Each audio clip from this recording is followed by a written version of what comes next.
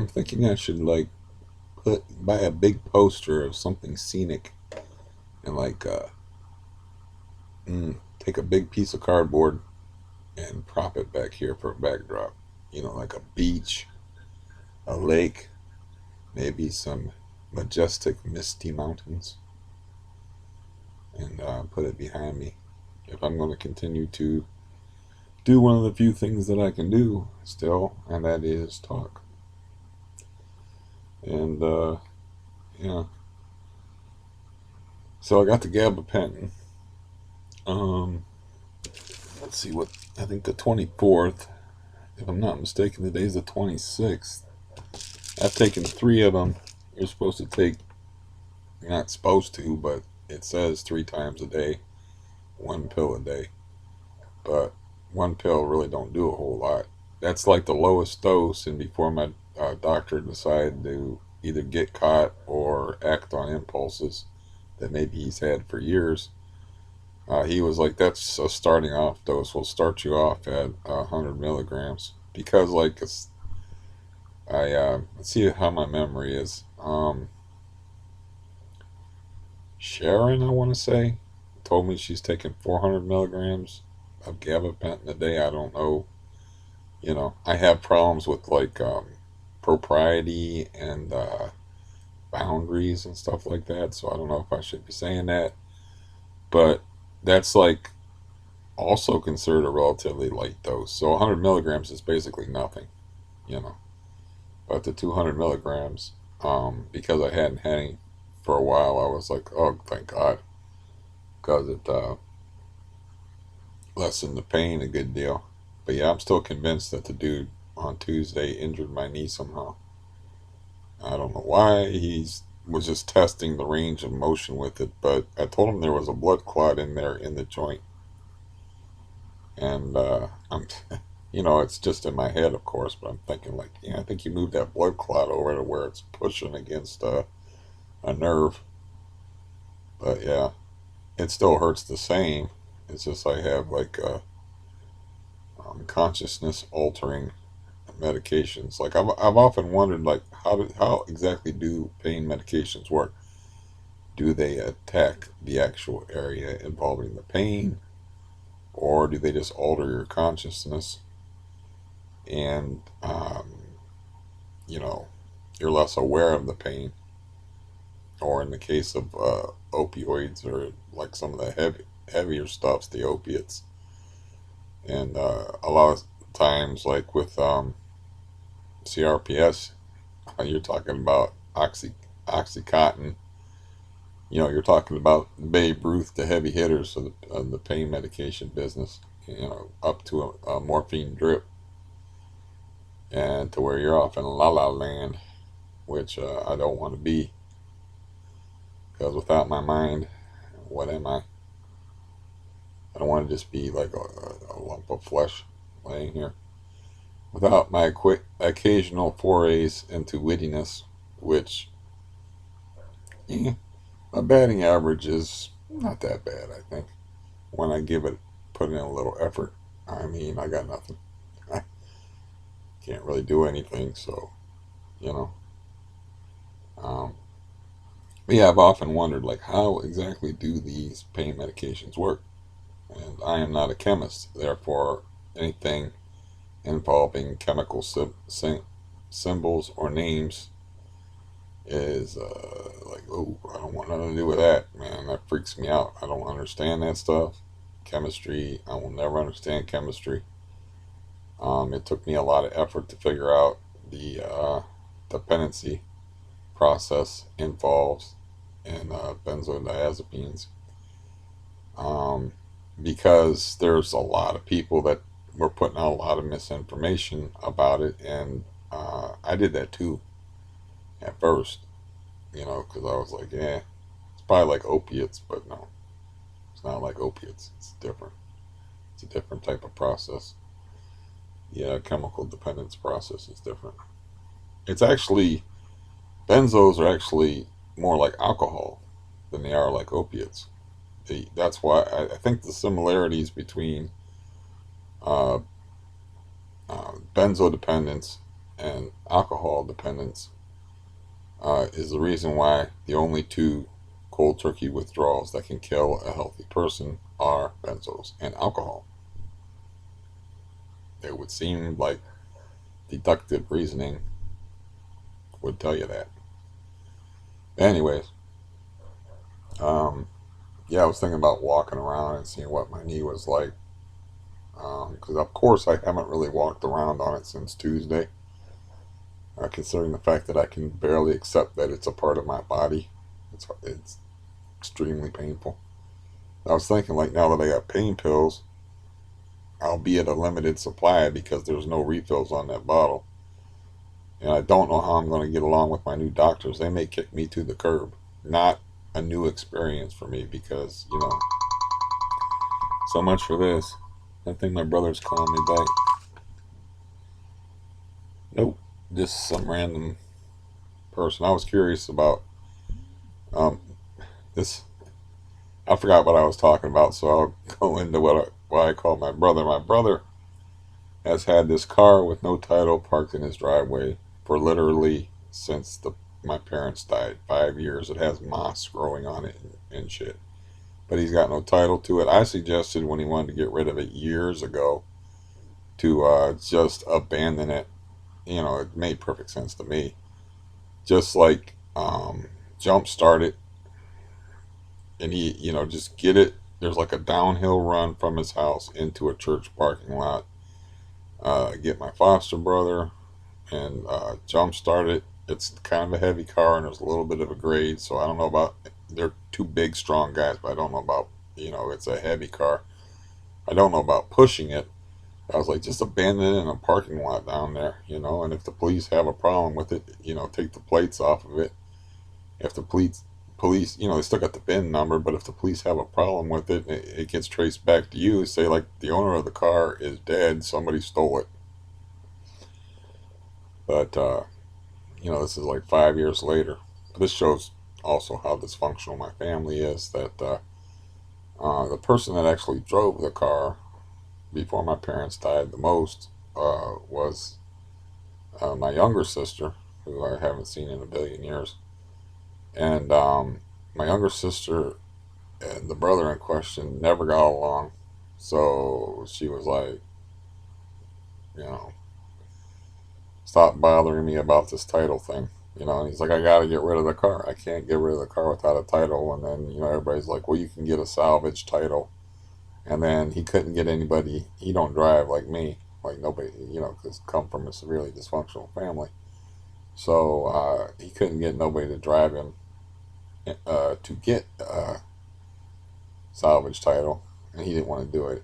He really didn't want to do it anyway, but he was, after a while he did want to do it, but he's like, nobody would help me to get rid of this car. And so it's just stuck in his driveway to the point where it actually, all the tires are flat and it actually has moss growing on it and shit. It's been there for over 5 years, not running. And all the neighbors would occasionally, because he lives in a upscale suburbs type neighborhood, and neighbors don't like it, so they would occasionally, like, my brother's a little scary, so they would be polite about it and be like, hey, how's it going? Um, yeah, I noticed, like, that car in your driveway, it's none of my business, but if you want to get rid of it, you can get a salvage title, which is basically like, we're tired of looking at that fucking piece of junk. We pay a lot to live in this suburb neighborhood, and with all the nicely mown lawns. It's the kind of neighborhood, like, if you don't mow your grass on a regular basis, Joe Blow across the street's going to get pissed off. And there's this just junker car. But we were always the white trash family in that neighborhood anyway, so it was just keeping on with traditions. I mean, my dad was seriously don't give a fuck type of person, so he had like 6, 7, 8 hunting dogs in the backyard that I used to take care of. That, of course, just annoyed everybody in the neighborhood by barking, and I, they were a-holes, but it's kind of funny. Their names were Hassler, but the Hasslers lived right next to us, and we got like 8 dogs. Shit smell just coming their way, so they couldn't even use their backyard to have like picnics and stuff, you know. And it was my job to clean up the shit, so I had to dig a trench like I was in the army or something like that, and shovel up dog shit and throw it in this trench and bury it, you know. But anyways, that's what I called him, and he sleeps all weird hours. I don't know what he's up to today. He may be fishing. It's a beautiful day out. It's another day, like 75 to 80-degree day, and he may be fishing with my best friend, who I used to go fishing with. I was just like, yeah, I just passed my fishing buddy off. I like I was a matchmaker. I'm like I can't go fishing anymore. My buddy used to call me up to go fishing all the time, and I'd be like, I can't do it anymore. It's like I can't, you know. He'd like have free space where he's like, you want to go fishing in like a couple hours, and I'm like, I can't. You know, it's like I can't go on a spur of the moment. And then it got to the point where I couldn't go even on a planned trip. So like I was like, well, my brother likes to fish a lot, or used to, and he's always looking for somebody to fish with who's a serious fisherman like him. See, he takes a lot of different people fishing, my friend. But it sucks if you're a serious fisherman and you take a not serious fisherman fishing, and the fishing's not good, and they're whining and bitching and moaning. He's actually had the experience. I wasn't there, or I might have got a little mean about it, where somebody actually broke down their fishing rod, put all their tackle down, and sat on their cooler and sat beside him with their arms folded like that, and was like a little kid, like, when are we going home? I think we're not going to catch anything anyway. You know, it was just like pressuring them to go home. And this is a trip that they drove 300 miles for. You know, I don't know if it's 300 miles. It's right by Buffalo, New York, in this place called Burt Dam, where you go to fish for salmon and a lot of trout. Man, there's a lot of brown trout and steelhead. It's a very cool place. Problem is, of course, as the problem is with most things, is people. Because if the fish are there, the fishermen will be there, the people will be there. So it is so packed, you know, it's beyond belief. It's like if the so it's not really a lot of fun unless you can carve out a spot to yourself and not have assholes fishing on either side of you, where you're always getting tangled up with them because they can't figure out the concept of a drifting stream, like how like you have to cast this way and you can't cast. You know, if I cast, you have to wait a little bit and then you cast, and then we're both, well, I'm doing it off camera, then we both drift together down the stream. But if I cast over here and then you immediately cast over here, we're going to be tangled up, and you know, it's going to be a mess, and somebody's going to probably have to cut their line and tie their lines on. So, you know, it's not a difficult concept to grasp from a fishing perspective. Anyways, I was talking about pain medications and like what I should do about my knee, and how I was, you know, my sleep schedule is still just totally destroyed. So I was up until like 8 o'clock in the morning, 9 o'clock in the morning, and my cat apparently figured things out. He just kind of camps out back in the woods back there, which is probably helped out by the fact that this lady's dog is now big and scary. So he doesn't really want to just like sit in the window anymore because she's walking. You got to take the dog out to do its business, like 4, 5, 6, however many times a day. And so he's like, fuck that. So he just hangs out back there. So in the morning, or this morning, I was able to catch him by himself and load him up with a whole bunch of food. And but this evening, and by evening I mean 4 o'clock, because you have to feed them before 6 o'clock rolls around, and the raccoon army comes out of the woods because yeah, like I said, man, raccoons, they you you could throw a 50-pound bag of food out there of hard food, and the raccoons would eat it all. So you gotta get that food out there because raccoons are not nocturnal. You got to get that food out there early enough, or you have what happens the other day, which is suddenly there's 5 raccoons out there and no cats. So, anyways, I only got the one dish rigged up. And the problem with putting 2 dishes out is you have 2 strings hanging down like 15 to 20 feet. And they always end up getting tangled up together, and it's a big mess. And sometimes you actually like fishing, like crossing on fishing lines. You actually have to cut a line, and I'm using like basically like a heavy kite string twine thing, and retie it and stuff. And you're doing this like first thing in the morning, and it's not fun if you have a normal sleeping schedule. And so I only like to put one dish out there, but apparently, 3 cats showed up in the evening, so I put 2 cans of food out there, and I'm like, oh crap, they're gonna fight. So I deliberately rattled the thing so the food would fall all over the ground. And then a third cat come, and I was like, fuck it. And I was trying to like, it's a pate, so I'm like trying to shake the can to get the food to fly out so it could hit the ground, so there'd be enough food out there that they wouldn't all claw and fight at each other.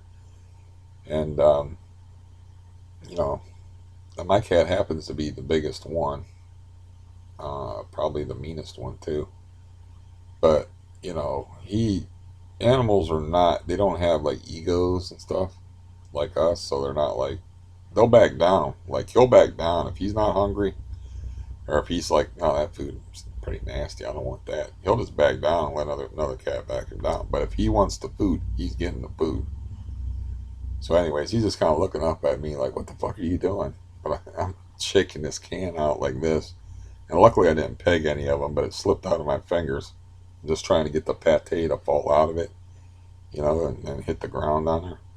But it slipped out of my fingers, and the whole can went down there. I'm like, it doesn't matter. The raccoons will come at night and just pick everything down to the bone. So at some point, if I can do it, I have to hobble back there and do cleanup because I've just like there's a bunch of like microwave meal type containers and stuff back there and do a little cleanup. You know, I suppose I could send the aid worker to do it, but I'm still stuck with the fat lazy one. I haven't like well, I did request a new aid worker to somebody who has no authority, who was pretending to have authority, but I haven't talked to the actual supervisors, and so I don't know if they want me to explain, but I'll just say like, we got a personality conflict. Which she's fine for running around and doing stuff, but she doesn't want to do any housework. She's 300 pounds, man. I mean, she's a big, big girl. So yeah, and she definitely, doesn't want to do any housework as we've covered. So I want somebody else that's willing to do, would be willing if I asked them to do that. They wouldn't be like, lumbering down the steps back there. But all those people that are doing that job, like almost all of them are in bad shape or old. I had this one woman refuse to take out my garbage, and she was old. And I'm like, it's not that heavy. And she's like, it doesn't matter. I'm not doing it. Okay. So I get my cane and carry my own garbage out there. That was before I figured out that I could prop up the one guillotine window and like throw the garbage out the window and sometimes land them on top of the garbage cans. And then lady with the dog, I did that for the aid workers to put them in the cans, but the lady with the dog usually beats them to it, and like she'll just see them on top of the cans and throw them into the garbage cans. So she isn't all bad. She takes care of the garbage pretty good. She always puts it out, and like if I throw garbage out there on top of either the ledge of the porch or on top of the can, she'll take care of it. So even Hitler liked dogs. So everybody has their good points. My dad uh, worked and put food in our mouths, even while he ruined our psyches. So everybody has their good points. But anyways, yeah, I'll try the walking thing and see what that how that goes because I have pain pills in case like it my knee turns into like a flaming ball of fire afterwards. But my heart need I need it from. I notice I'm short of wind and I need it for my heart. I need physical activity for my heart if nothing else. And as scary as it is getting my heart rate up, and I asked that guy who hurt my knee about it, who was very insecure and said, I worked in cardiology. And I'm like, well, if you worked in cardiology, answer this question for me. Is it like a lot worse if you have like an elevated heart rate, like in the 120s, as opposed to a resting heart rate, and you go into arrhythmia? And he goes, yeah, it is. So, every time, my life is oddly exciting, let's put it that way, because walking can kill me. So or walking can at least land me in the hospital. Um, so my heart's like thumping and shit. I start sweating and you know, I'm like, how far should I push this? I'm like monitoring my heart, waiting for it to like skip out of rhythm and stuff. So yeah, even like there's no summer strolls in the park for me. It's more like a white knuckle ride. So walking is like a white knuckle ride, and not because there's a chance I could fall.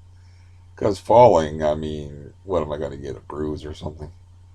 If I'm Unless I hit my head on something, but I could end up in the hospital if I flip into arrhythmia while I'm walking.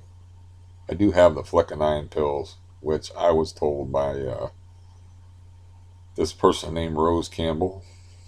That's her name. That I can take that when I have arrhythmia, and it's supposed to be like cardism and knock your heart back into rhythm. But yeah, life is an adventure. When you're all fucked up, man, life is, it's like the simplest damn things. Like when I used to ride my electric bike and not be able to feel where my ass was on the seat, and I'd be flying, it could go 20 miles an hour, which doesn't sound like a lot if you're in the safety of a car, but trust me, I've hit the road going 20 miles an hour before. You don't want to do it. I wrecked the bike going 20 miles an hour. You don't want to do it. But I can go faster than 20 miles an hour downhill. And I'm not feeling exactly where my ass is on the seat. So even something simple like riding a bike is like an adventure. Um, or like last night, that shit was making me lightheaded, and that's what this gabapentin stuff does to me. It makes me lightheaded, and I'm like, all this stuff's expiring in my refrigerator. It's like this orange juice says it's already expired, but I'm gonna drink it anyway. It is the sell by date. Sell by date was like the 22nd. I'm like, I'm gonna drink this thing anyway.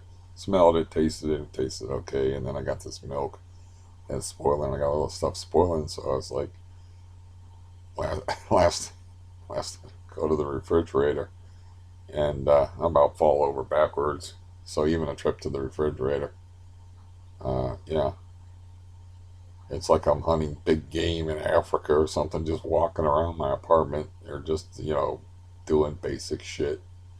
I could be put in the hospital like I was charged by a Cape buffalo or yeah, attacked by a cheetah. I could end up in the hospital just walking around.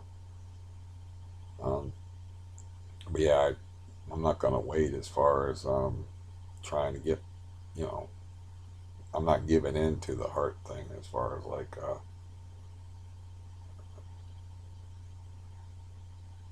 working it, you know, because it's just you don't exercise, you're gonna pay for it, and I have to work my heart to get it used to stuff. Just have to be careful, and yeah, eventually I'll be walking outside again, and it'll be nice because it'll be nice and cold out. So I know I've been on here a lot chattering, but I don't have much else I can do, and yeah. See, now I haven't taken any of that crap for a while, and now my knee is just, yeah.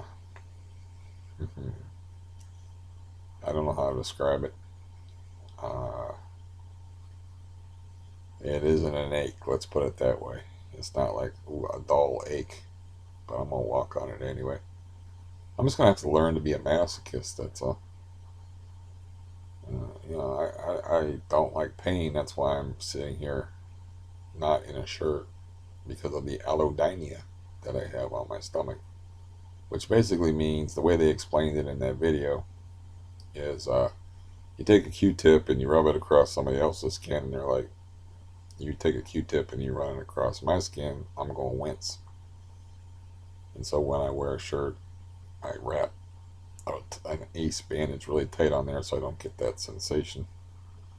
And it still doesn't feel comfortable, but it's a lot better. It's just something I figured out. And then people always ask me if I broke my ribs if I go to the doctor, or they, see that I got this ace bandage wrapped around my stomach. And usually I don't bother explaining. But I was thinking, like, so few people watch me now. Should just start calling people by name, And I can only remember names. I can't remember people's handles. Like my handle is Pork Frog, which I think is a fairly memorable title, but I can't remember the occasional people that um, comment on here, besides the regulars, because I just don't seem to remember people's handles unless they're names, actual names. Like my name is Steve, so you know, if there was a Steve out there, I would probably remember his name very well. But the guy who turned me on to that video, and it's complex regional pain syndrome, which is a horrible name for it, but it is complex. So I was like, I think that guy's name was Mason. See, I don't remember names. He used to comment on here a lot, but at some point, I'm pretty sure he's like, this is too depressing. And plus, he was hoping he had like severe reaction, like worse than me, to benzo withdrawal. So he might have had his own issues, or he might be like, yeah, this guy is not getting off of benzos, and there's no inspiration to be found here. And I've had another guy accuse me of like just playing, you know, just like you just want to, just take the drug and shut up. I'm tired of seeing you on here, um, more or less. Like like I told you in the last video, I don't like good attention. I don't like bad attention. I basically like to go about my business and be left alone. You did not see me on the internet until I was already bald and weren't pretty no more. So it's like that's just the way because of the way I grew up. I didn't want any attention at all for anything. That's why I never pushed really hard to be a writer, because being a writer, even though I could do it and I knew I was better at it, I read a lot of novels. I knew I was a better writer than 50% of the novels that actually got published that I read. And it's like, well, clearly I can do better. I can do this. But the thing about being a writer is you don't just write and hand the shit off. You have to do publicity tours. You have to do book signings. You have to put yourself out there. You have to be a personality and all this other crap associated with it. So it's not just the joy of creation and then handing something off to an editor. It's not how it works. Garrison Keillor, I think it's Garrison Keillor, the guy who had the Lake Wobegon, like old timey like radio show type of deal. I don't know if it was. I've never watched it, so I don't know. But anyway, the dude is a writer, and this is the way he dealt with it. He said, like, what you need to do is you need to be meat. And then he explained what he meant by be meat. He's like, whatever your buying public wants off of you, you do it. It's like you have to be a piece of meat, and you have to be there whether you like it or not. You have to talk to them. You have to sign shit. And he's like, that's the way he put it, was be meat. So I never really pushed to be a writer anyway, because it wasn't like, I was poor, and I would have liked to have more money. I would have been happy with the amount of money that I have now, but I was never about money anyway. So, or I'd use my horrible, tragic story to beg on here. I see people begging on here all the time, and it's like they're wearing shirts and shit, and they ain't all fucked up. It's like no, no, dude, I'm the guy that should be out on the street corner with a cup, yeah, all fucked up like a blind person, like begging. You shouldn't be on the internet begging. You're actually kind of sad.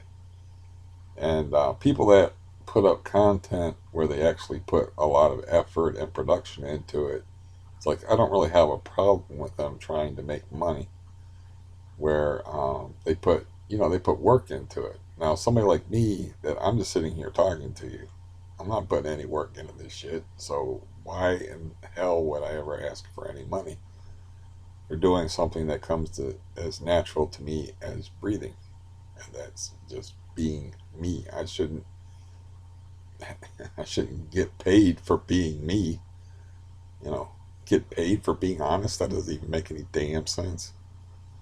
But yeah, I don't have a problem with people that are like on the internet, um,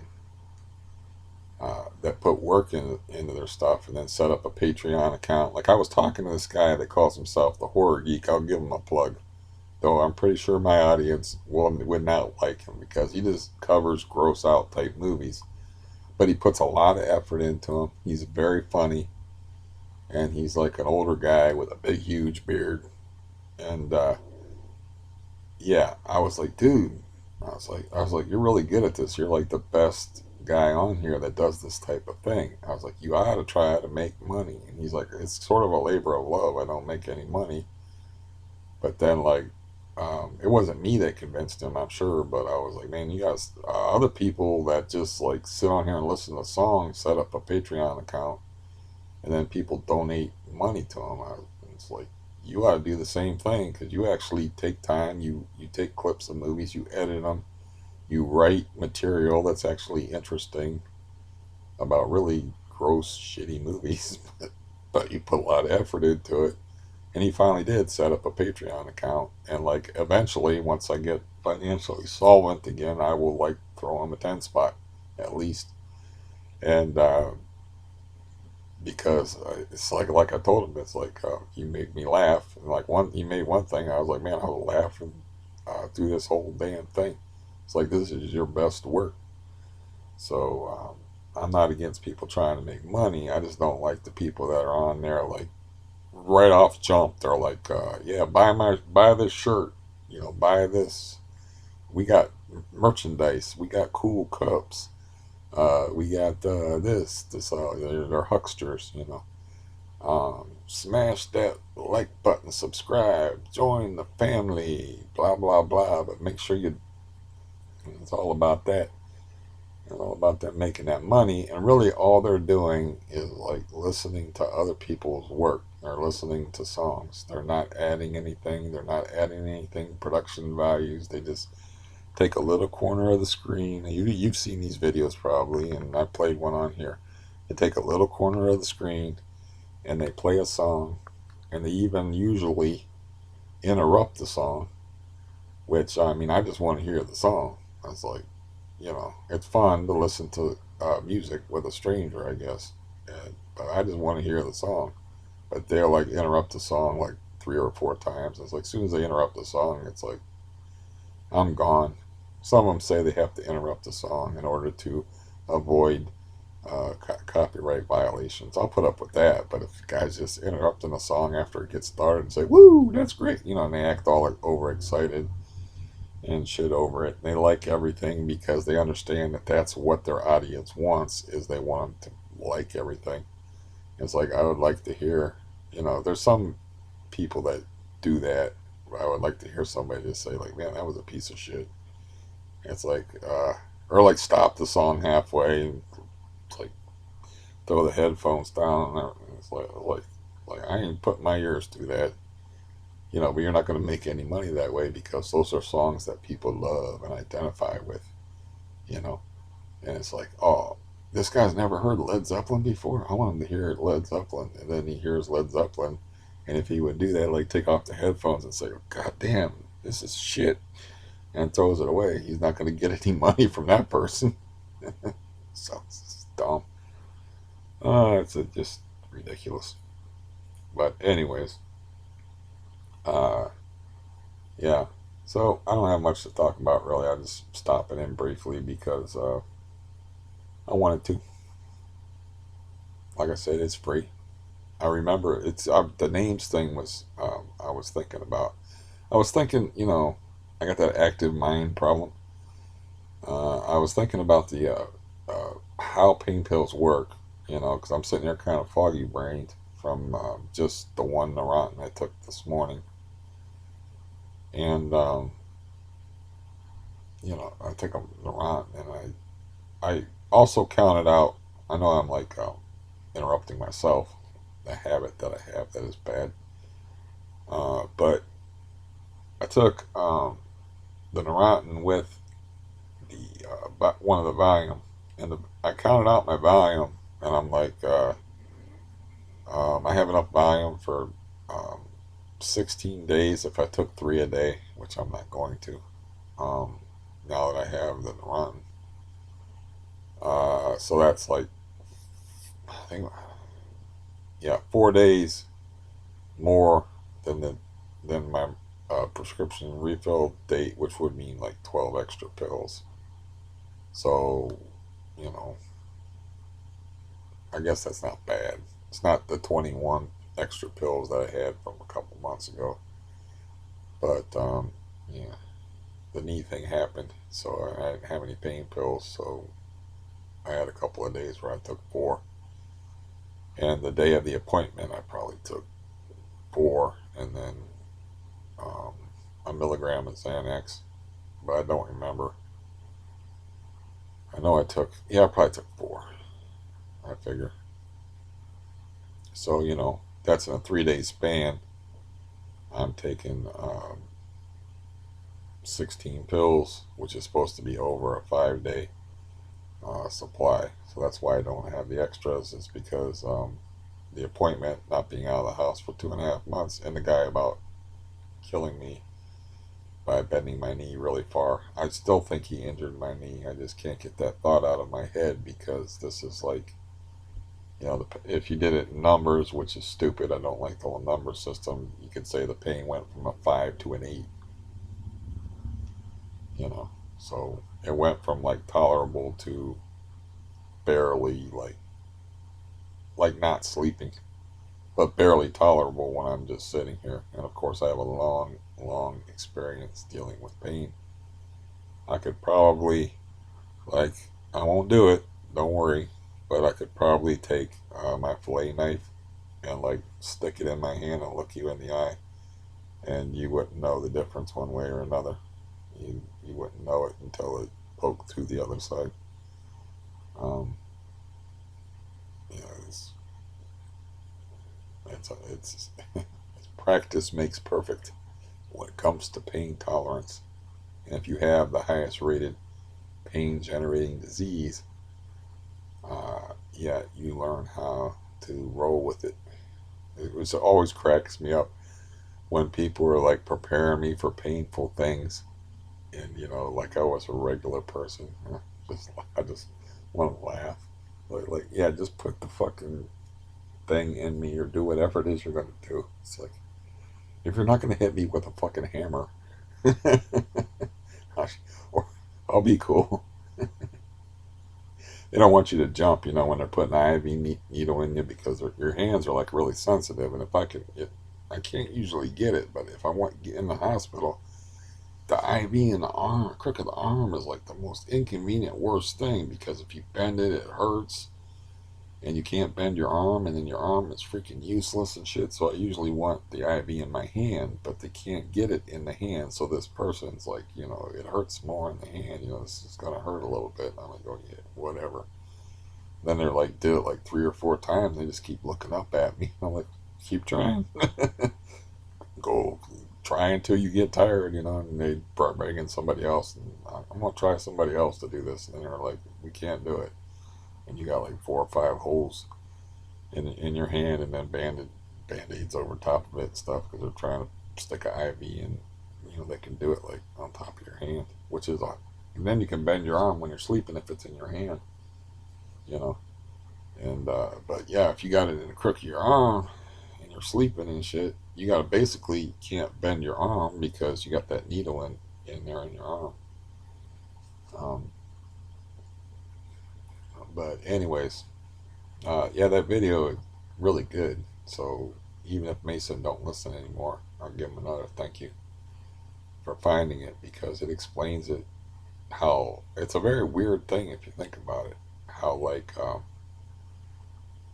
pain can get trapped in your body and you can be healed, and it doesn't matter. You have the same intensity of pain, and it's just caught in a feedback loop because your brain is interpreting your. I'm still in. My brain is still interpreting stuff that happened in 1986 as happening now.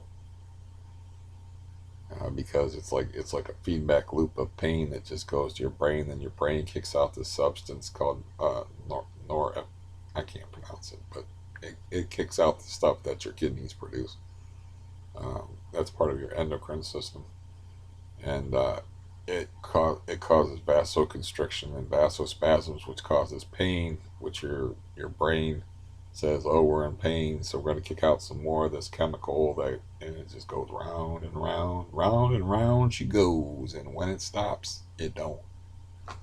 It's not that nobody knows; it don't never stop. That's like I said, the first literature I got, I can still see when I was 20 years old exactly, not in my 20s, but 20 years old exactly is when I got diagnosed with this disease.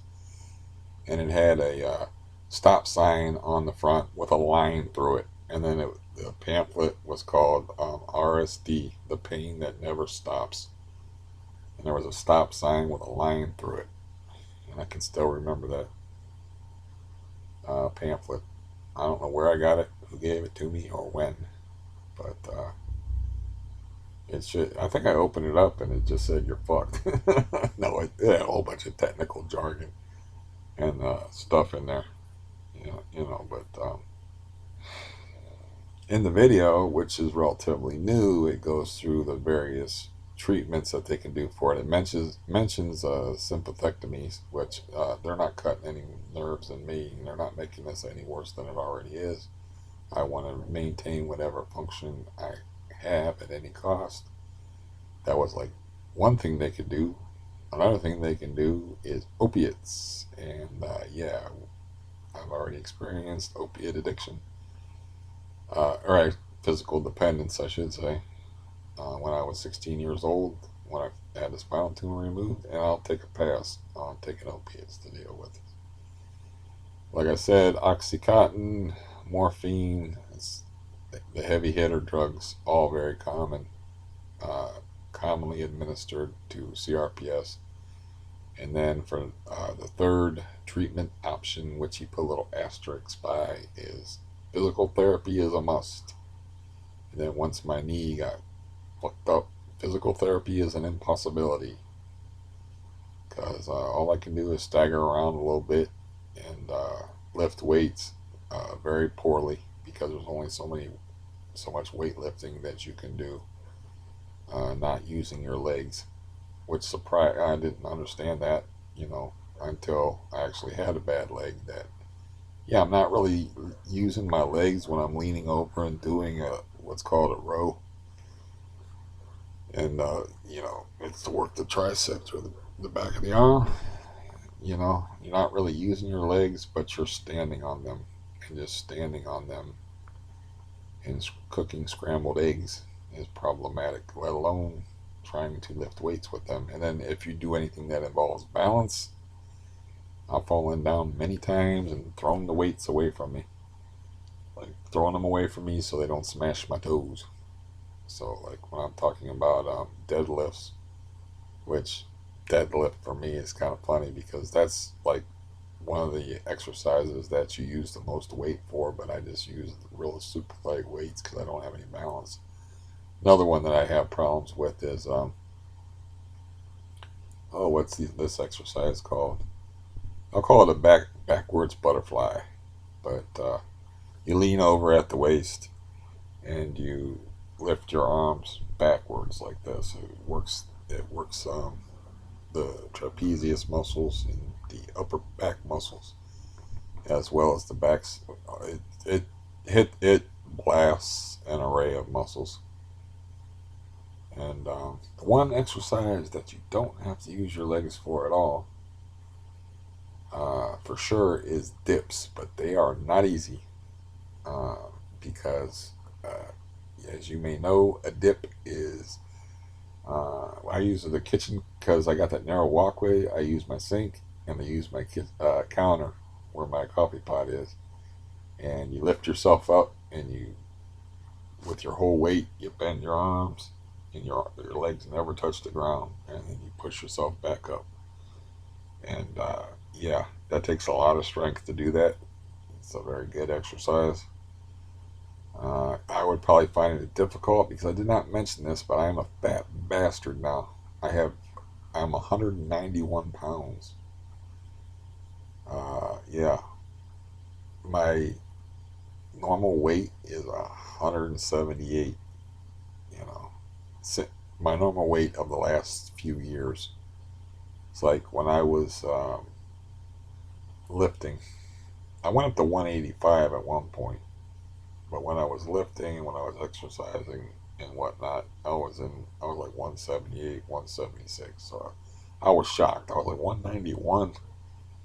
I mean, when I was in my 30s, I couldn't break 160. I had no body fat at all, and I had the skinny legs from CRPS, even though I could walk for miles. I just had skinny legs. Uh, I could also pedal for miles, but still chicken legs. So I didn't carry a lot of weight. Kind of looked like Thomas the Hitman Hearns. He was 6'1". I was 6'1". He weighed around 148 to 160. I weighed around 148 to 160. When I weighed one, I would like top out at 158, and I would be like working out with 40-pound plus dumbbells, weighing 158 and being 6'1". So the fact that I was 191 just kind of freaked me out. I don't think I mentioned that.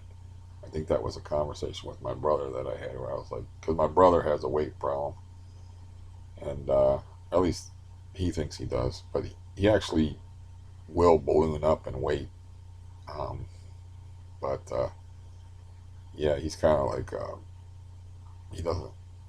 Well, it's not good for you to carry a lot of extra weight. He has like back problems and stuff, so he's mindful of his weight.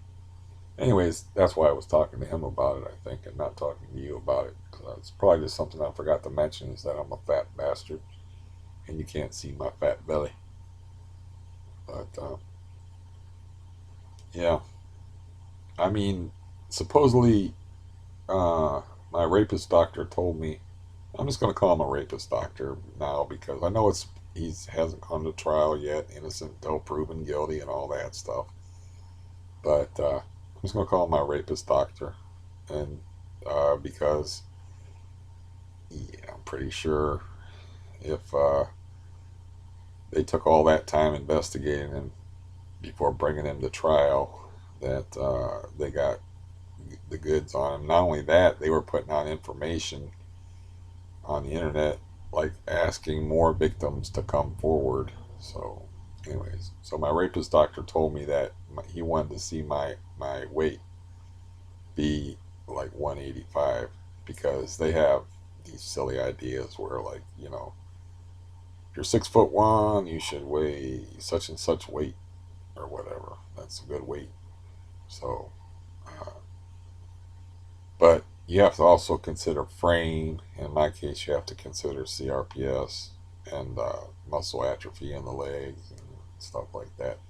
So that's just a bunch of bullshit to me. Like, as far as like, you're this tall, so you should weigh between this much and this much.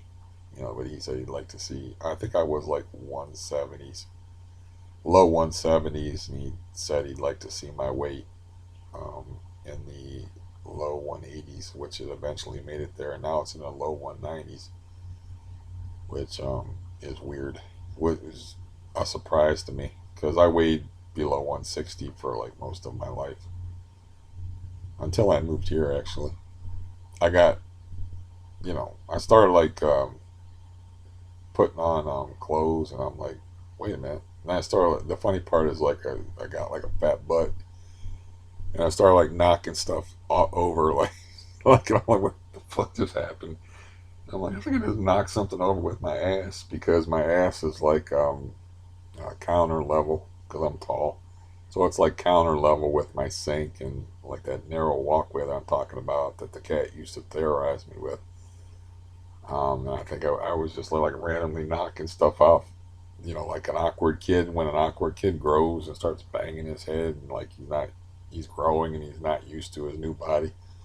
It's like I'm like, what the hell happened? Did I just like I don't know knock knock something off with my butt? So I actually got fat here in like the last um, 5 years. Once my legs started screwing up and I started being less active and I started smoking dope, laying around and being depressed, it's all around 2014 ish. My parents died in 2015, so it's like 5, 6 years. Keep doing that because it's a lot of pain. Yeah, it's gonna be a lot more pain when I try to walk on it, but I don't have any choice. Um, yeah, every day is a roll of the dice for me, brothers and sisters. Shut up, dog. I'm trying to be cool. How can I be cool if I got dogs barking at me?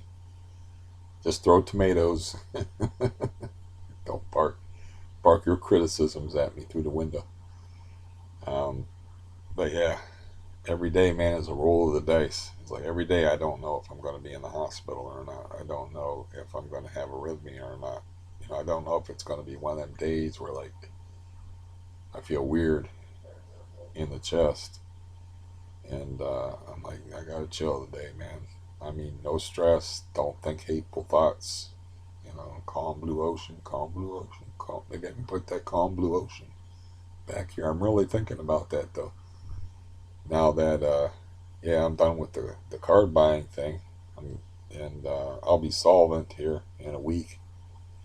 And by the way, I hope it works out. I don't know if it's going to work out or not. Since I just had that one guy fuck me over, and where I just not only did I lose two valuable cards, but he paid only $31 for both of them, and you know he screwed. He just had the opportunity to screw me over, and he screwed me over. And so I was like, you know what? Instead of dealing with this, keep the money and keep the cards.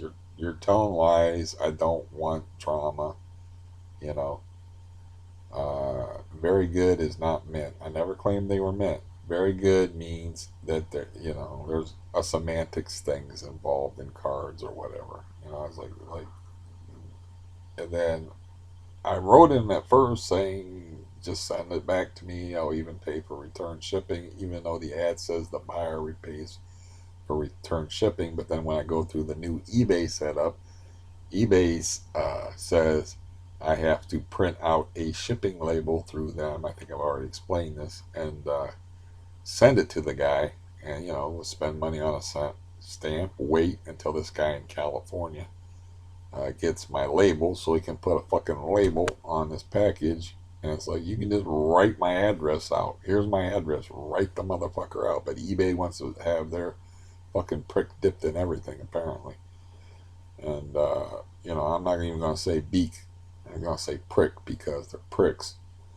And I'm like, you know what? If it's gonna be this much of a hassle, just keep the money, keep the cards. I'll accept the loss, and it's actually take it as a good thing because it'll remind me that you know how you go through your day and everybody's nice that you meet and everybody's nice, but there's one guy that's a motherfucking asshole. And that's the one thing that sticks in your head at the end of the day. And that's the one thing that's like, like when I went to the doctor, it's like, why is this guy being an asshole? It's like, what is his problem? The driver was nice. The people that I saw on the street was nice. The receptionist was nice. The nurse was a bit of a bitch, but it wasn't that bad. But the thing you remember is I'm like, you know what? That cured me of this whole selling thing. So drips and drabs, I'll make a little money here and there. But here's the thing: it's like what I have to do is I have to just say no returns. Which, if you say no returns, it cuts into the amount that you'll get for the card. You know, if the person actually looks to see if they can return the card, but you don't have to deal with the eBay hassle. You don't have to deal with pricks that are just liars that get your cards because it says no returns. And then for the condition part, I noticed that people can just put in a line. So, and then, they just don't put anything in for the condition.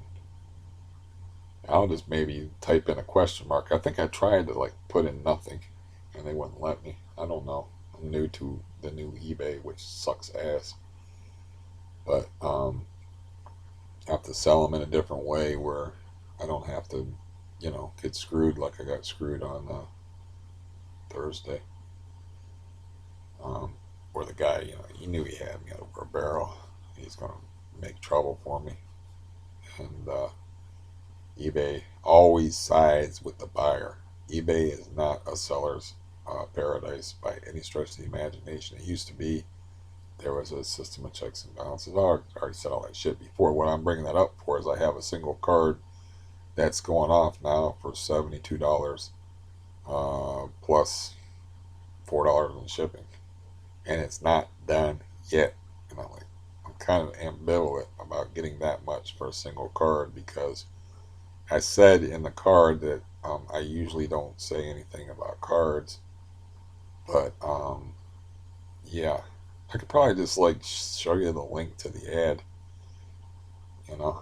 But I said I usually don't say anything at card, but this is clearly a card that's worth getting graded, and then I put minty fresh in the title, and it's like, man, should have done that. I'm like, I wonder if this is gonna be another situation where I have to like, and what I have to do, I guess, is on my bad leg is drag my fucking printer out of the closet and find a USB cable or try to hook it up wirelessly because I did that before, but the last time I tried it, I couldn't figure out how to do it. And, get a printer hooked up to there so I can print out a fucking label from eBay. And, it's just a hassle. So it's like, it's pretty bad when your card is. I bought a lot of cards for $250, right? One card could net me as much as $100. Just one card out of a big lot of 42 cards, most of which are very sellable. And so I was like, I should be happy about that, but I'm not. Just not. So, yeah. Lesson learned. The world changes. And generally speaking, it don't change for the better. It's still very warm outside, which is good for my cat. I think the cold weather don't hit until next week. And by cold, I mean like lows in the 40s. You also have to understand about cats is they have a higher body temperature than we do. And they're always wearing a coat. Even if it isn't the best coat, they always got that fur. And I've actually seen my brother's outdoor cats in that posh neighborhood where they, object to cars sitting in driveways for 6 years. I remember going over there for Christmas many years ago, and these cats have a garage set up to lay in, and I mean it is cold. It was really beautiful outside because it's one of them deals where there was a freezing rain before the real cold weather hit. And so all the trees were coated with ice. It was fucking beautiful. I remember that part of it. But it was also like about 14, 15 degrees out. But the ice was still all over the trees, like that coating the trees. Just a, it's an unusual phenomenon that happens occasionally uh, up here in these northern climes. And these cats are like laying in the snow. I'm like, I come to their house. I'm like, there's a cat sleeping in snow. And I'm like, they have not only do they have access to a garage, they have like these electric heating things, like a heat. It's called a heating pad. They like have a heating pad that runs at a low temperature, a very low temperature. I bought them for uh, I got one for my brother, and I think I bought one too because I was going to run it out the front of the window and set up something for my cat, but he wouldn't go into the house anyway. They set up a cat box one winter. But he was like, man, it's too hot in there. But these cats were sleeping in snow in 15-degree weather. And I was like, just dumbfounded by that. That was also the Christmas where my brother almost poisoned everybody in the house because he set off like 1 billion flea bombs, and he didn't. He lived upstairs and had the upstairs to himself, which he stole from me, like in after my second surgery where I had to learn how to walk. You know, I let him. I was like, he was like, I planned on living up here alone. And I'm like, whatever. I don't want to live with your stupid ass anyway. Because there was limited bedrooms available, and I was the guy that cleaned out the upstairs and made that into a bedroom because my sisters, before they moved, it was just a big hoarder's pile of junk. And I'm like, it was my idea. It was like, you need a shovel to clean that place out. That was like archaeology time, man. I was picking out album covers from 1975, by the time you got to the bottom of the garbage. But anyways, so that Christmas with the cats and the icicle trees and that beautiful scene and all that, my brother sets off a bunch of flea bombs upstairs, and then he doesn't bother to seal up the door, like to put towels and stuff. And so I'm just sitting there, and I'm not too far from the door, and he comes down from upstairs after not telling anybody and just like flea bombing the living shit out of his stolen living quarters. And I didn't live in the house at the time anyway, of course. And I'm like, what's wrong with my throat, man?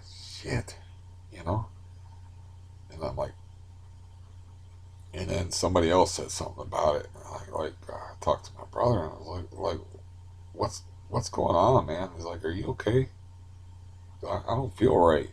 And he was like, I let off a bunch of flea bombs, and I was like, you gotta like put something underneath the doors, cause you poison everybody. And he was like, no, basically no. I don't know if he ever did. I think he eventually did because he started to feel it too. But he was like, no, I'll kill you. I don't care. Um, yeah, I think he eventually did, but I just stayed. I was ready to go, and my dad drove me home. But like, I was still feeling it when I got home. It was like my throat was all fucked up. It's like, yeah, if it kills like fleas, which are really tough and hard to kill, it gonna kill you. It gonna poison you. So like, it would have been a nice Christmas. Been a funny headline. Local man kills whole family with flea bombs. But yeah, I'm pretty sure I'll ask him about that. Hopefully he won't get offended. But I'll ask him like, do you remember that one Christmas where you set off them flea bombs and stuff?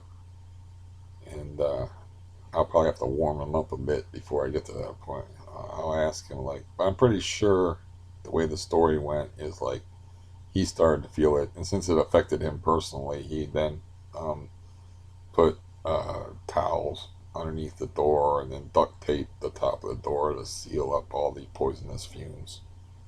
But in the meantime, I got a sore throat for Christmas. I don't think he got me anything else for Christmas but a sore throat. But he is an excellent present giver. He's one of the best present givers ever because he puts a lot of thought into it and he gives excellent gifts. It's like I'm still using gifts that he gave me 10 years ago. But I don't remember if he got me anything that Christmas besides a sore throat. Uh, but yeah, I still have like a rechargeable battery unit that he gave me like 10 years ago that still works. I still have like a Craftsman toolkit that's really nice. That's I still use. Just two examples, and I could think of more, but that would be even more boring than the content I have already provided you. But I will remind you that it is free, so you get what you pay for. And I suppose I was gonna like give y'all a break from me and not talk on here for a while, but yeah, I was gonna talk to my brother instead, and but he's not available. I was curious about the car thing. But the level of dysfunction in my household, I mean, I've described it. If I described it all in one video, the video would be way longer than any video that I've ever made, even leaving out the stuff that I can't talk about. Just putting in the stuff that I can talk about. I have talked about the fact that my sister never wore any shoes, and she had dirt sandals. She actually would walk around all summer with no shoes on until she had dirt caked on the bottom of her feet that she would peel off, and it would look like a Bigfoot um, plaster cast, but it was made out of dirt. She would throw them away. I remember observing that as a small child, like, and even then being like, ooh, that's fucked up. But she used to get a kick. That was in the bell bottom days in the 70s. But she would wear bell bottoms over her feet, and then she could break the law and walk in the stores barefoot. And the 70s was like a groovy barefoot kind of time. So, you know, that's taking the hippie shit a little bit too far. That was just bizarre. Watching somebody peel a dirt shoe off of the bottom of their foot and lay it on the floor. Then peel off the other one, lay it on the floor. And I'm just assuming she threw them away. I don't remember. I just remember watching her do that. I mean, I was like 4 or 5 years old. She's a lot older than me. My older sister that kicked me to the curb. Um, I'm talking about. I don't know how much older she is than me. I know she's in her 60s, and I'm 52. So I was probably like 4, 5, 6, 7 years old watching that. But certain things will stick in your head. But yeah, I remember definitely. I was like, okay, we're living in this house, right? There's a master bedroom, and then there's another bedroom, and there's too many people in this fucking house, and there's a whole upstairs that is actually the biggest room in the house. But the problem is, it used to be my older sister's bedroom before they moved out, and they left junk piled like 4 or 5 feet high in it. So I was like, I think I said to my foster brother, I don't know if my younger brother that tried to kill everybody on Christmas was part of it, but I remember my foster brother was definitely on board with it. I, I'm pretty sure that we stayed in the room, me and my foster brother, after I got it cleaned out, but it was my idea. Like we can clean this out, man. This could be like, our room. We don't have to like sleep on couches and sleep on the floor and shit like hobos and like transients. And he was like, I don't know, dude, because it was just so ridiculous. I don't know if they did it like with a shovel or but there was just a walkway. There was like a walkway through a path cut through the junk to where they could walk through the room. It was not unlike the hoarder house that I was in Florida in that respect, except for it wasn't, all the way to the ceiling like in the hoarder house, um, which was just a very unusual, frightening experience that I've recounted on here before. But yeah, the car in the driveway, I just wanted to see if the guy called to pick it up. I don't think I explained that story correctly, which is some random guy just saw it and offered to buy it off of him. And he's like, look, you know, I don't have a title for it, so I can't sell it to you. But if you want it and you got a tow truck, I'll be more than happy to give it to you for free. So he's been trying to get rid of it for years. And today was the day that the guy with that left the note in his mailbox. And he was lucky really, because the guy just stuck like this note in his mailbox, and it was windy, and the wind blew the note out of the mailbox, and he just happened to go outside before the note got blown away, and he found it in the yard, and he picked it up and I'm like, what's this? And it said the name Tyler on it, and he's like, I would like to buy the Mercury in your driveway. If you're interested, call such and such number. And so he did. And he said the guy was a little bit hesitant, once he found out there was no title involved. But he explained that the car's in his father's name. His father's been dead for 5 years. And, the guy's just going to scrap it for parts. And then he talked to my cop friend about it, because he's worried about any legal ramifications coming back on him. He's like, there won't be. He's like, yeah, there's not going to be any problem, because the title's in a dead man's name, and it's your father. It's like, it's because he's worried about breaking the law and getting in trouble, which is why he wouldn't do what I suggested. And I think my foster brother was on board for, was just push the car into Canton. I already said it.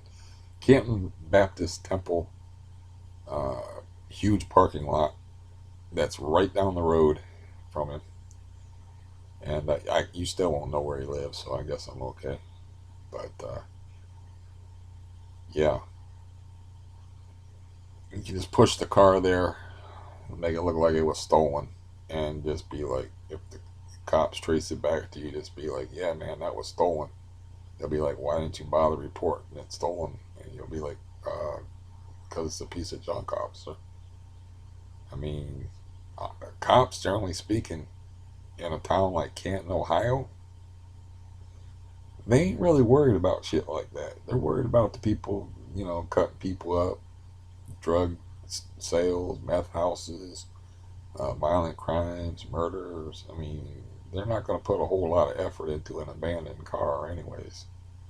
I was like, it'll save you the towing fee. You don't have a title for it, so you can't sell it, and you know, so that's what you should do. But he wouldn't do it because he was afraid that somehow it would come back on him. Even with this situation, he got legal advice from my cop friend, and he's in the clear with it. But yeah, I do tend to be a little too thorough in my storytelling. I realize this, but yeah, I didn't get a whole lot of food again from Global Foods. I don't even know if I need to call them and tweak my menu, but I seem to be getting. I'm looking at the food and I'm like, it's good food, but I'm like, this is not gonna last me a week. Which, it's free food. I mean, I don't complain about free shit, but I still have to make it last for a week. And I'm like, well, I can send the aid worker out for bread, because they gave me like this crappy bread again. It's like this stone round, the type of bread like where you fold it in half and it breaks. It's like this stone round, like wheat bread type thing. I'm like, well, you can always make a meal more filling by eating bread with it, which is probably why I'm fat, because bread, I guess, is fattening. Uh, but I got some money now, so I guess I'm gonna have more money, because of this ridiculous card sale, so I can afford to send her to the grocery store and pick up some some bread to try to stretch this food out. But yeah, it's a boring, mundane life, isn't it? But I do have interesting tales of days gone by, and you know, not everybody gets poisoned on Christmas. I also got poisoned on my birthday too. So I got poisoned on Christmas. My birthday is December 15th. If you want to get me anything, you know, I'm registered at Macy's. But yeah, so my sister, I'm sure I told this story before, but I can't remember shit that well. So you have to put up with the repeats to get to any of the other stuff that might be good and fresh and new. But my sister, way back in the day, baked me a cake. My brother had a long commute to work. My brother in law, married to my sister, had a long commute to work. So he was supposed to deliver it on my birthday. He delivered it sometime a few days before Christmas, which means he is driving around with an apple cake in the back of his car in the middle of winter with the heater running. He gives me this cake. I am not aware that it has been in the back of a car with the heater running for days. And so I'm like, cool, I love me some apple cake. So I take the first bite of apple cake. The middle of it is all gooey. And I immediately spit it out. But even though I immediately spit it out, I still got food poisoning. So I almost got poisoned and possibly killed as a Christmas present. And I got food poisoning for a Booth Day present. So, yeah, my family is interesting. Yeah. But yeah, dude, I gotta talk to my brother-in-law. He's an airhead anyway. He's the guy that like tried was addicted to so many different substances. I think he covered all the bases except for heroin. Um, yeah, but I don't want to talk. I don't want to go into his shit too much. But just he has substance problems. Let's put it that way. Um, but anyways, yeah, I was like, dude, why didn't you tell me that cake was in your car? You're driving like a 40-minute commute every day in your car to go work at this. I can almost remember the name at this electronics company. And meanwhile, that cake was actually liquid. It was actually like the top of it. It looked normal. The top of it looked like a normal cake, but it was like a crust, and the inside was liquefied. So I'm hungry as fuck, and I'm like, take a big old bite, and don't even like check. I'm watching TV. Take a big old bite, stick it in my mouth. And I'm like, but I didn't enough because I don't know if I got up and rinsed my mouth out or whatever, but it didn't. That was a poisonous cake on the level of the apple that was given to Snow White. That motherfucker would have put me to sleep if I ate it, like permanently, because you can die of botulism, um, food poisoning. So, even spitting it out, I still swallowed some of it. It's sort of like smoking a cigar. You don't inhale with a cigar, but you're bound to inhale something of it. You're not consciously trying to, you're consciously trying not to inhale, but you're still going to inhale some smoke, smoking a cigar regardless. So, in that case, I inhaled straight up poison. That cake was, it looked normal though, man. It looked normal. I didn't even, that's the thing. If I would have cut myself a chunk of it, like a normal person, I would have known something was wrong. But I just took the top off the cake, man, and I'm a bachelor slob, so what the fuck. So I just stuck a spoon in it, just start eating. I was like, I was eating right out of the cake pan. I had no food and I was starving, so I was like, oh, cake, man, oh, great timing, awesome, you know. So I didn't bother cutting me a piece, man. I ate it right out of the pan, and I was going to eat as much right out of the pan as I could until I was full. Because apple cake is my favorite cake. Apple cake and a nice ice cold glass of whole milk. That's tough to beat.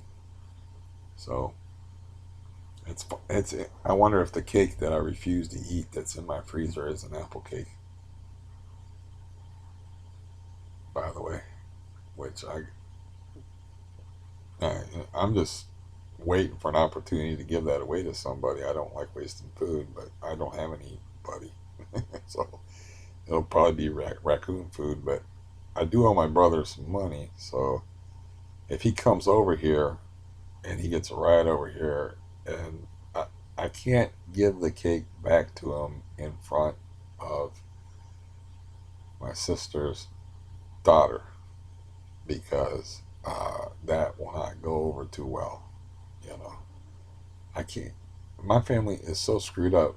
To give my brother the cake that I don't want, I would have to like call him up and say, "Look, man, we got to smuggle this fucking cake out of my house. So like, I'm gonna wrap it up a special way. And you just tell them that I'm giving you something else, man. Just make something up. But it's a good cake. I'm telling you, man, you'll like it. It's like a fucking drug deal or something. Family's fucking crazy. I'm talking whole nine level of crazy. And I'm keeping a lot of stuff like hidden. You know, there's levels of crazy there. I mean, my brother drunk brake fluid out of a Budweiser can and almost killed himself with chemical pneumonia. You know, that's why I say I'm the sane one. I realize I'm not sane completely. I'm a rational, logical person. This is true. But, this is not really, in my opinion, sane behavior to get on the internet and talk for hours and hours and hours as a way to kill time. Um, yeah, this is really, in my opinion, this is not. I'm glad there's some people that enjoy it, and get something out of it. But to me, as far as I'm concerned, this is nutty behavior. I'm just sitting in a room talking to myself, and like a few times I look down and I'm like, the red light's on. I just talk to myself for like an hour and a half. So yeah, I consider myself the sanest one. So that should tell you something right there. Um, I am a logic monster, though. I'm very logical and rational, and very good at debate, and especially if I have a chance to think. I don't, do debate like with people face to face because it just annoys me. Like when I was confronting the liar about the aid worker, it's like just stop. There's no point here. Of course I could badger her and not badger her, but just like lock her into a corner where she's fucked and she's got nothing to say, and but she's on a heart monitor. Or I could like do do this. I've done the same thing with my landlord, but it doesn't work. He just shuts down, like he's not even hearing you, you know. And then like he'll agree with you, but nothing will come of it, you know. He'll be like, "Oh yeah, I know," you know. But it's not. He's already shut down. He's not taking in whatever you said, and whatever you're complaining about. Nothing gets done about it, you know. Like I don't know, crack sales,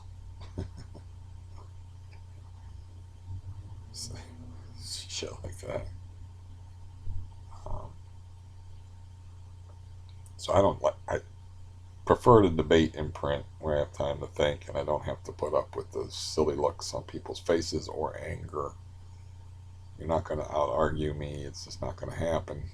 you know, the anger that comes back when people are checkmated and they're, you know, they got no defense. That's why my foster brother was smart and said, I have no defense for that. And I was able to get over the fact that he abandoned his foster family. But he did other shit that made me kick him to the curb after that. But I was actually, you know, he didn't get defensive. He didn't make excuses. Excuses. Oh, do I miss my teeth? He just said, I've got no defense for that. It's like, in other words, yeah, I did that. And I was like, okay, I can deal with that. You know, we're both on the same page, you know. And yeah, I didn't even like, I don't remember how the rest of it went, but I'm not the kind of guy that be like, you know, well, for God's sakes, do better in the future or anything like that. I'm like, I'd just say, okay, and then let things go from there and then see things, how a person behaves in the future. And of course, I have my own issues. I have my own behavioral quirks, and I'm sure I'm no party. There has to be a reason why people don't like me because, yeah, as far as like in the real world, people don't like me. I have those experiences like I had at the doctor's office where like people are snapping at me or you know, taking offense at shit that I say or like deliberately hurting me, which I've had happen more than a couple of times where, you know, I've been at the hands of medical people and I know for a goddamn fact that they deliberately hurt me or made something hurt worse than it had to. I remember specifically while I'm talking about it, like when somebody was putting an IV in my hand, I said something that they didn't like and they had a very sour expression in their face and there was no you might feel a little pinch, here it comes, no reassurance. There was just a scowl on her face and she jammed that fucker home and it hurt like a bitch. And I remember that. And you know, I tend to rub people the wrong way. And that's my bro. So I'll talk to y'all later. Sorry about the abrupt ending, but I talked for a while anyway, right?